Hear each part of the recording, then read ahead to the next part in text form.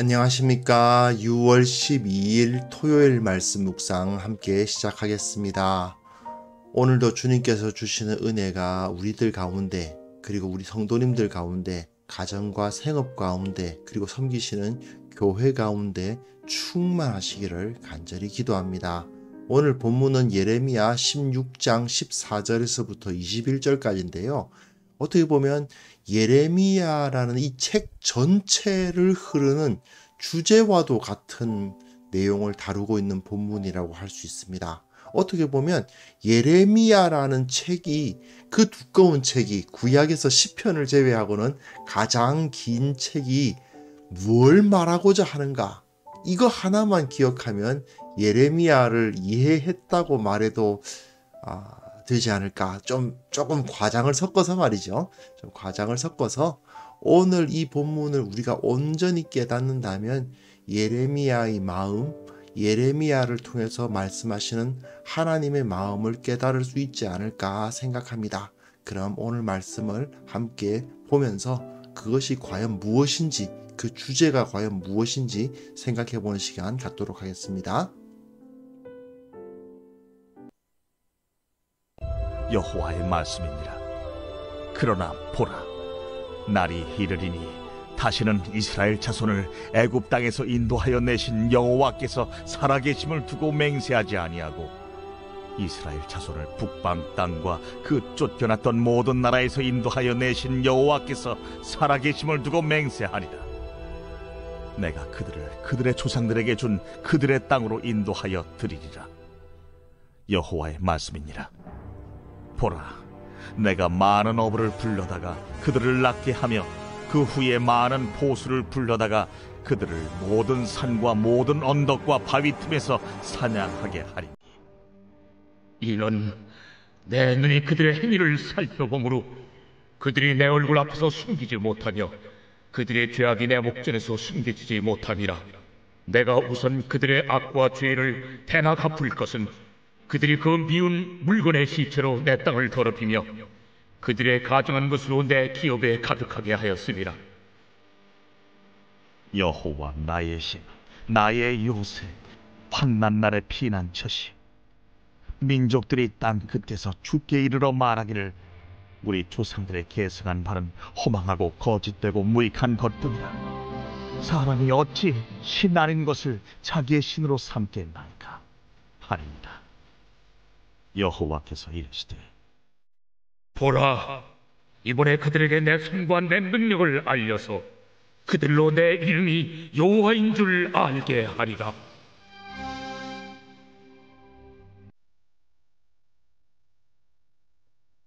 네, 하나님의 심판이 확정되는 부분입니다. 그래서 하나님께서는 심판하겠다, 더 이상 용서는 없다, 그것이 선포되는 부분이었죠. 그래서 참으로 그 가운데에서 가뭄과 전쟁으로 인해서 그 예루살렘 성은 완전히 파괴되고 예레미야가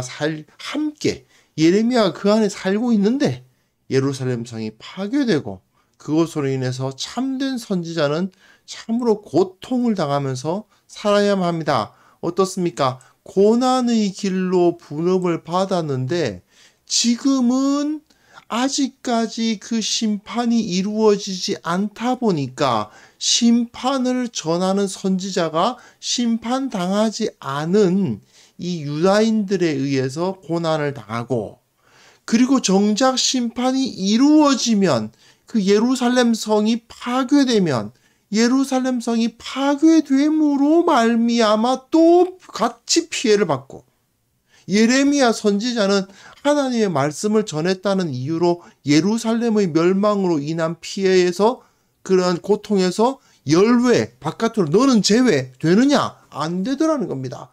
똑같이 피해를 당합니다. 그러니 현재의 일상을 누릴 수도 없습니다. 하나님의 말씀을 전하려고 하다 보니까 세상 사람들은 다 누리는 것을 이 선지자는 누리지 못하는 그런 삶을 살아가는데, 그 가운데에서 이 선지자는 미래의 소망을 바라보면서 살아갈 수밖에 없어요.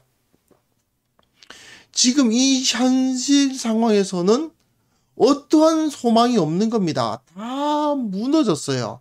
그런 상황에서 선지자는 오직 미래의 소망만을 바라보는데, 그런데 그 미래의 소망이 너무나도 영광스럽습니다. 이게 굉장히 중요하죠. 우리의 현실은 아주 참혹한데, 그리고 내가 이 일을 한다고 해서 그 참혹한 현실로부터 열외되느냐? 아니라는 거죠. 그리스도인들은 끊임없이 이 세상 가운데서 예수 그리스도의 심장을 가지고 복음을 전하고 하나님을 믿지 않으면 다 죽는다 하는 것을 계속 강조하면서 하나님께 돌아가야 한다, 하나님을 섬겨야 된다 이야기를 하겠지만, 그러나 사람들은 듣지 아니하고 오히려 올바른 복음을 전하는 성도들을 핍박할 것입니다. 그 핍박을 그대로 받지만 그 가운데서 그들이 또 이 죄악된 세상이 그 죄악 때문에 심판당할 때 그리스도인들은 심판 안 당할 수 있느냐? 꼭 출애굽기 때처럼 10가지 재앙이 쏟아짐에도 불구하고 그 유대인들이 살고 있는 그 이스라엘 사람들이 살고 있는 그 고센 지방에는 재앙이 안 임했던 것처럼 그런 은혜를 받을 수 있느냐? 아니라는 거죠. 예, 아니라는 겁니다. 결국은 똑같은 고통을 받게 됩니다. 하지만 그럼에도 불구하고 이 모든 것에 하나님의 소망이 있다. 이걸 바라보도록 하는 것입니다. 이게 이제 오늘 본문의 가장 중요한 부분입니다. 여호와의 말씀이니라. 그러나 보라, 날이 이르리니 다시는 이스라엘 자손을 애굽 땅에서 인도하여 내신 여호와께서 살아계심을 두고 맹세하지 아니하고 이스라엘 자손을 북방 땅과 그 쫓겨났던 모든 나라에서 인도하여 내신 여호와께서 살아계심을 두고 맹세하리라. 이게 무슨 얘기입니까? 이스라엘의 정체성이 이전에는 출애굽한 그 민족인데 이제는 출바벨론한 민족이 될 것이다 이 말이죠. 예전에는 애굽에서 나온 민족이었지만 이제는 바벨론에서부터 나온 민족으로서 그들을 그들의 조상에게 준 그들의 땅으로 인도하여 드리리라. 하나님께서는 지금 이들이 망하지 않게 하시는 게 아니고 완전히 망하게 하시고 흩어져 버리게 하신 이후에 이들을 다시 새롭게 만드실 것이라는 것을 여기서 선포합니다. 보라, 날이 이르리니, 이것은요 언젠간 그날이 오겠지 이 정도 수준이 아닙니다. 보라, 지금 그날이 오고 있다. 하나님의 시간은 오고 있다라고 선포하는 것입니다. 그러다 보니까 예레미야가 사실 1장에서 보면 그의 사명이 무엇이냐 하면요, 예레미야의 사명은 뽑고 파괴하며 파멸하며 넘어뜨리고 다시 그와 동시에 건설하며 심는 데 있었습니다. 그게 예레미야의 소망이었거든요. 바로 이 사상이 여기에 나타나는 것입니다. 지금 이 유대가, 이 이스라엘 족속이, 이 예루살렘 성이 망하지 않게 해주시는 하나님이 아니라 완전히 망하게 하신 이후에 다시 새롭게 설 수 있게 하시는 하나님, 그 하나님을 바라보고 있는 것이죠. 그렇게 하지 않으면 이들은 더 이상 소망이 없는 것입니다. 결국은 뭐냐? 망해야 소망이 있는 거예요. 완전히 파괴돼야 거기서 다시 자라날 수 있다는 것입니다. 옛 것을 어떻게든 지키려고 꽉 잡고 있어 봐야 그것에서는 아무것도 나타나지 않는다. 오히려 그 갖고 있었던 것을 다 파괴한 후에 다시 그 안에 숨어져 있던 씨앗으로부터 새 순이 나타나고 새로운 소망이 자라나게 될 것이다. 이것을 이 예레미야 선지자를 통해서 하나님께서 말씀하시는 거죠. 그 다음 보시면요. 다시 심판이 선언됩니다. 보라, 내가 많은 어부를 불러다가 그들을 낫게 하며 많은 포수를 불러다가 그들을 모든 산과 모든 언덕과 바다에 사냥하게 한다. 이게 뭐겠어요? 바벨론의 공격을 의미합니다. 그들의 행위를 살펴보므로 그들이 내 얼굴 앞에서 숨기지 못하며 그들의 죄악이 내 목전에서 숨겨지지 못함이라. 그렇습니다. 그들의 죄악 때문에 어부들이 낚시를 하는 그 그물로 물고기를 잡듯이 포수들이 모든 동물들을 사냥하듯이 그들을 완전히 그들의 악과 죄를 배나 갚을 것이다. 우선은 첫 번째로 해야 되는 것은 뭐냐? 그들의 악과 죄를 배나 갚을 것이다. 악과 죄가 있으면 그 2배로 갚게 만든다는 것이죠. 하나님께서 그 죄악을 누군가 도둑질을 시키며 한다고 했을 때 그 도둑이 잡혔을 경우에는 그것에 대해서 배로 갚도록 되어 있지 않습니까? 그와 마찬가지로 그들의 죄악을 완전히 갚게 만드는 것입니다. 그들이 그 미운 물건의 시체로, 미운 물건? 우상을 말하는 거죠. 우상들의 시체로 내 땅을 더럽혔다. 그 우상들은 살아있는 게 아니니까 그 미운 물건의 시체라는 말은 우상이라는 것은 살아있는 게 아니지 않습니까? 그러니 그건 시체나 다름없죠. 그래 우상들로 하나님의 땅을 더럽혔다. 그 말이고요. 그들이 가증한 것으로 역시 우상을 말하는 것입니다. 내 기업에 내 땅에 가득하게 하였다. 하나님의 것이 아니라 우상을 가지고 하늘을 가득하게 만드셨던 것입니다. 이렇게 완전히 파괴된 이유는 바벨론이 강해서가 아니지요.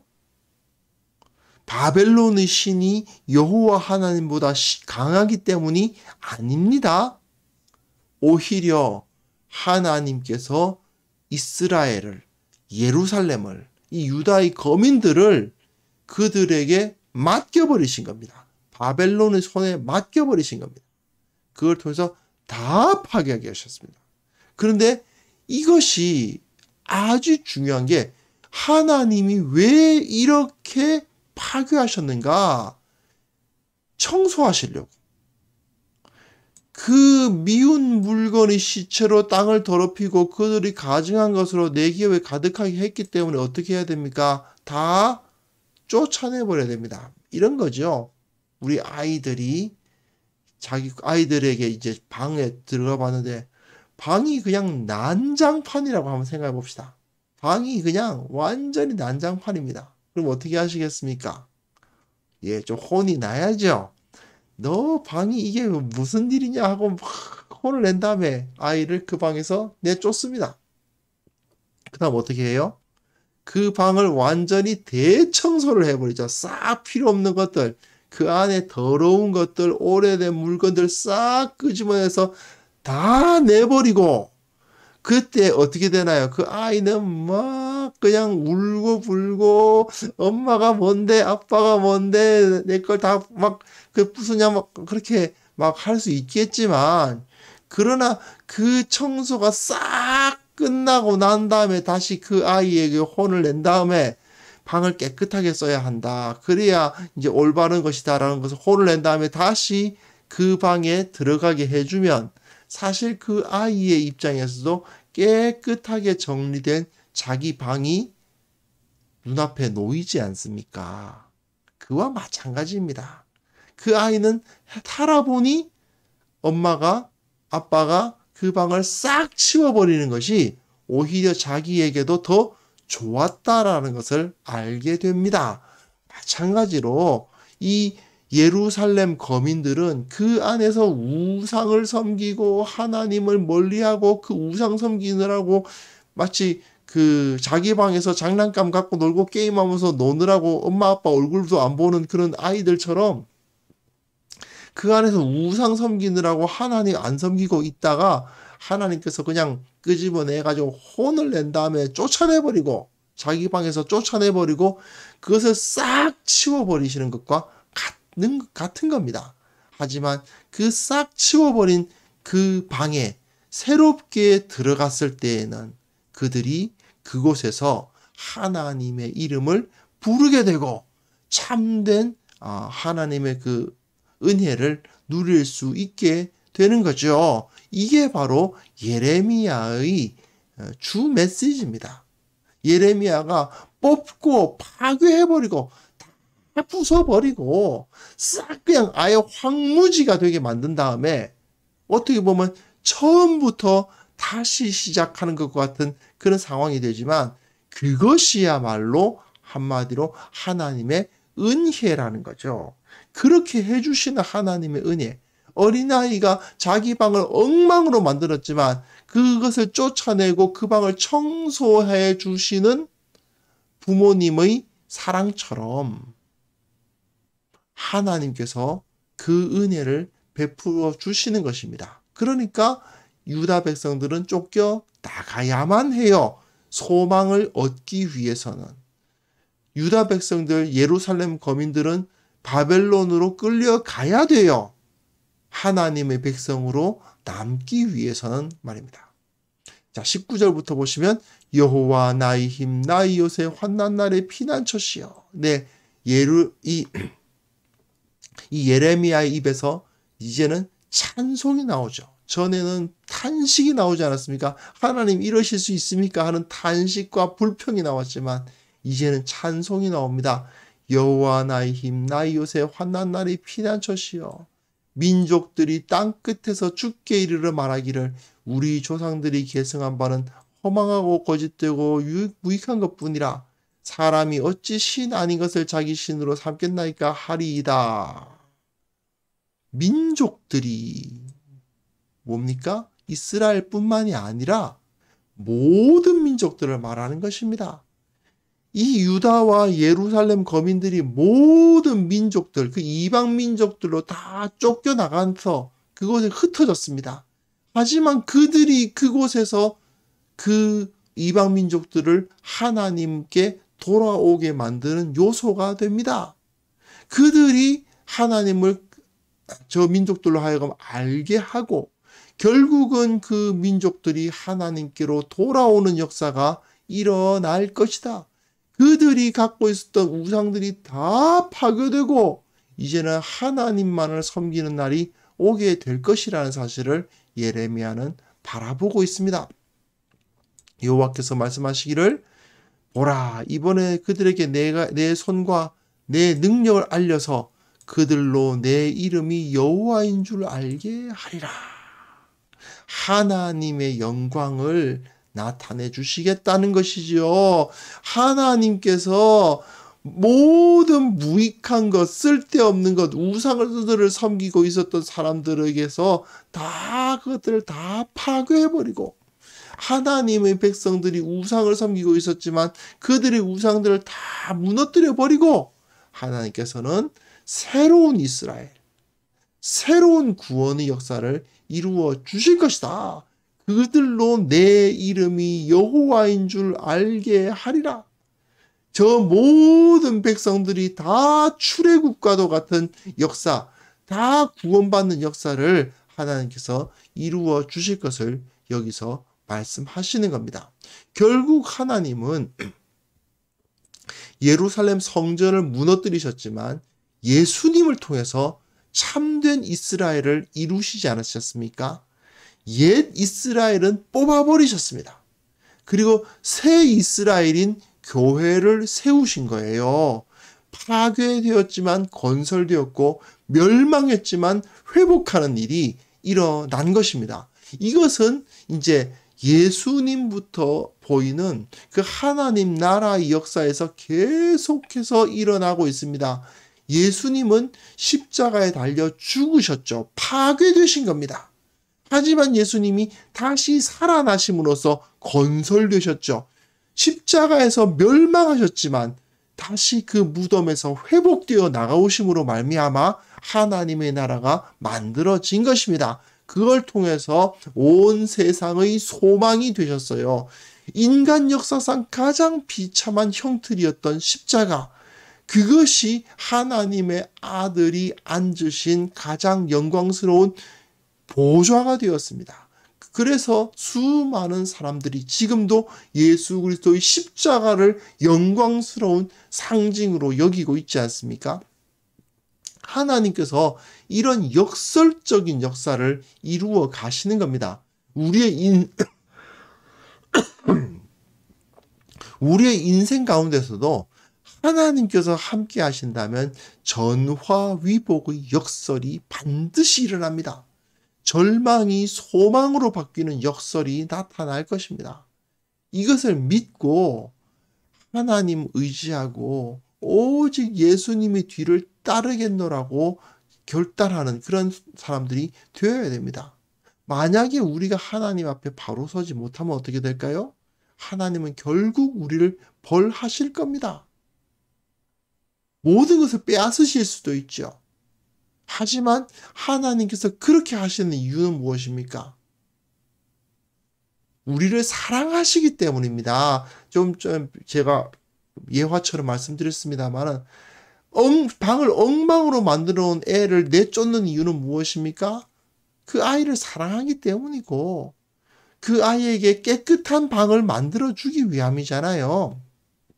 그와 마찬가지로 하나님께서 우리를 벌하시는 이유는 우리를 사랑하시기 때문이고 우리의 것을 빼앗으시는 이유는 새 것으로 채워주시기 위함입니다. 그렇기 때문에 만약 우리가 내 개인의 죄로부터 회복되기를 원한다면요, 내가 지은 죄의 대가가 치러져야 됩니다. 그리고 하나님 앞에서 죄의 대가를 치르겠다는 각오가 우리 가운데 되어야 됩니다. 만약에 교회라는 그 공동체적으로도 마찬가지입니다. 이 교회 공동체가 하나님 앞에서 바로 서기 위해서 무엇이 필요합니까? 하나님 앞에서 죄의 대가를 치를 수 있는 그 죄에 대해서는 대가를 치러야 한다는 것을 당연히 여기는 모습이 우리들에게 필요한 것입니다. 그럴 때에야 진정한 회복이 가능합니다. 아이는 그 안에서 막 어질고 있고 더러운 것 막 만지고 있고 막 그냥 뭐 방 안에서 지능놀이를 해가지고 온동안에 그냥 지능이 범벅이 되어 있는데 그 아이가 그대로 지능놀이 하도록 모래놀이 하도록 내버려 두면서 방을 조금씩 청소해 주는 것은 근본적인 해결이 되지 못하죠. 아이에게 진흙이나 모래놀이는 바깥에 가서 해야 된다는 것을 확실하게 알려주고 방에서는 그런 것을 싹 치워버려야 됩니다. 우상을 치우듯이 싹 치워버려야 됩니다. 그리고 지금까지 더러워진 그 모든 것들을 다 내버려야 됩니다. 그래야 새로운 방이 만들어지고 새로운 삶의 터전이 만들어지는 거 아니겠습니까?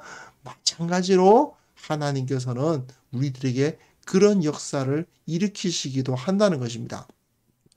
물론 가장 좋은 것은 그렇게 방에서 내쫓길 만큼 더러운 거 안 만져야 되겠죠. 하지만 만약에 그래 왔다면 하나님께서 결국은 내쫓으시고 혼내시고 그리고 내가 가지고 있는 것을 빼앗으시는 일이 벌어질 것입니다. 하지만 그런 일을 당했다 하더라도 그것이 결국은 하나님의 사랑이요 하나님께서 베풀어 주시는 회복의 은혜라는 것을 우리가 믿을 수 있어야 되겠습니다. 이 시간 함께 기도하실 때에 지금 혹시 어려운 일 겪고 계시다면, 지금 힘든 일 있으시다면 그 모든 일 위에 주님의 섭리가 있음을 믿으시고 그 모든 것을 다 그 모든 것이 다 하나님의 사랑에 의해서 이루어진 일이라는 것을 믿고 주님 앞에서 내게 가지고 있는 것을 다 빼앗으시는 한이 있어도 내가 주님을 붙들고 주님께서 주시는 그 새로운 은혜를 바라보겠나이다. 함께 기도하는 시간이 되었으면 합니다. 기도하겠습니다.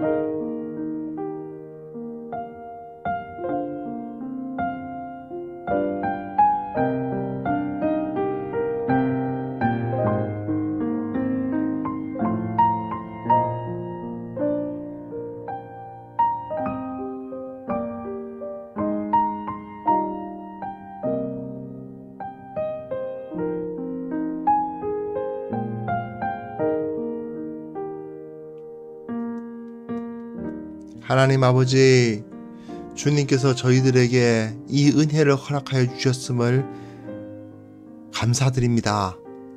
우리가 겪고 있는 이 모든 일이 주님의 섭리 위에 있음을 인정하며 주님을 찬양합니다. 주님께서 우리를 사랑하고 계심을 온전히 믿기를 원합니다. 나와 또한 이 교회가 모든 영역 가운데 하나님 앞에 거룩하게 하시고, 혹시 주님 앞에 죄악을 저지르고 있었던 것이 있다면 그 모든 것을 제거하여 주시옵소서. 또한 그 죄에 대해서 그 대가를 치러야 한다면 달게 대가를 치르겠노라고 말하는 정직한 성도, 정직한 교회가 될 수 있도록 주님께서 은혜를 베풀어 주시기를 원합니다. 주님, 원하옵기는 이 한국 교회가 사회에서 그 도덕성을 인정받는 역사를 이루어 주옵소서. 참으로 교회는 다르구나, 참으로 하나님을 믿는 사람들은 다르구나 하는 것을 인정받는 역사가 나타나게 하여 주시옵소서. 참으로 예수 그리스도께서 죽으셨으나 다시 살아나신 것처럼 우리 한국 교회도 죽음과도 같은 고통을 경험한다 하더라도 다시 태어나는 그 영광을 경험할 수 있도록 온전히 인도하여 주시옵소서. 주 예수 그리스도의 영광을 모든 입이, 모든 사람들이 인정하는 그 역사로 이루어 주시기를 원하옵고 바라옵나이다. 주님, 오늘도 우리들에게 이 하루를 시작하게 하심을 감사드립니다. 아버지, 그렇습니다. 실제로 하나님께서 홀로 영광 받으셔야 되겠습니다. 주님, 오늘 그리고 내일 거룩한 주일날 우리가 주님을 온전하게 예배하게 하시고, 주님을 온전히 높이게 하시고, 주님 앞에 온전히 나아가서 주님을 만나는 역사를 일으켜 주옵소서. 주께서 우리와 함께 하여 주실 것을 믿사오며 오늘 하루도 우리에게 승리를 허락하여 주실 것을 믿사오며 예수 그리스도의 이름으로 기도합니다. 아멘.